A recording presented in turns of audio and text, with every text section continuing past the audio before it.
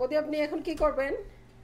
ভাবি ভাবছি আমার গাছে একটু পুঁইশাক হয়েছে, এটার থেকে পাতা নিয়ে এখন কয়েকটা বড়া তৈরি করব। পুঁইশাকের বড়া। পুঁইশাকের বড়া। এটা খেতে অনেক মজা, অনেক ক্রিস্পি। এই গাছ পুঁইশাক গাছটা কিন্তু আপনাদের জন্যই রাখা হয়েছে। এই যে এত সুন্দর পুঁইশাক গাছ, তাও আবার ঘরের মধ্যে, আর পাতাগুলো এত বড় বড়।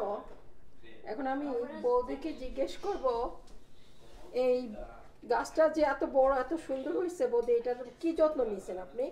ভাবি আমি তেমন কোনো কিছু দেই না, শুধু প্রতিদিন, এখন তো গরম, প্রতিদিন একটু জল দেওয়া লাগে।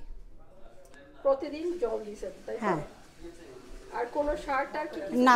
না ভাবি আমি কোনো কিছুই দেইনি। পাতা দেখেন তো পাতাটা, ওয়াও অনেক বড় পাতা।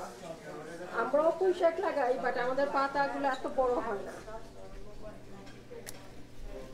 একদম গাছ থেকে ছিঁড়ে এখন বড়া বানানো হবে।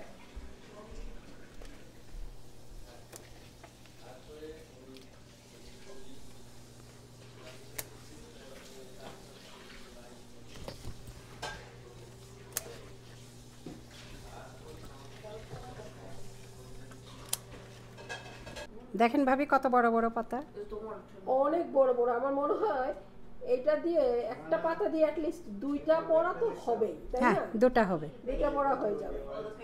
খুবই সুন্দর, আর খেতেও অনেক সুস্বাদু হবে। বৌদি পাতাগুলোকে কেটে নিছে। এখন বৌদি আপনি এইটার মধ্যে কি কি দিয়েছেন? ময়দা, সামান্য একটু চালের গুঁড়া, হলুদ, শুকনা মরিচের গুঁড়া, কালো জিরা, লবণ সবগুলো দিয়ে মেখে নিছেন? মেখে নিচ্ছি। একটু জল কি দিতে হয়েছে? অবশ্যই। তেলটা ভালোভাবে গরম হওয়ার পরে ছাড়তে হবে, তাই না? দিতে হবে, হ্যাঁ। তারপরে মিডিয়াম আছে আপনাকে এটা মানে অনেকক্ষণ ধরে ভাজতে হবে, নাইলে আপনার যদি অল্প সময়ে নামিয়ে ফেলেন তাহলে ক্রিস্পি হবে না। মুচমুচে করে ভাজতে হবে।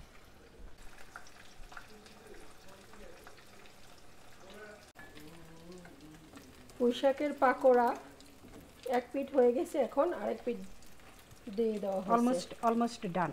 অলমোস্ট ডান না? একদম লাল লাল করে মুচমুচে করছেন। এই যে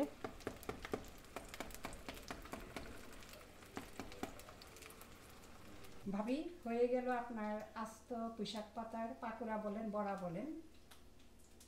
খুব ভাবি, থ্যাংক ইউ। আমরা পুঁইশাক দিয়ে তরকারি খাইছি, বাট পাকোড়া খাই না। এটা একটা নতুন রেসিপি। ধন্যবাদ আমাদের সাথে শেয়ার করার জন্য।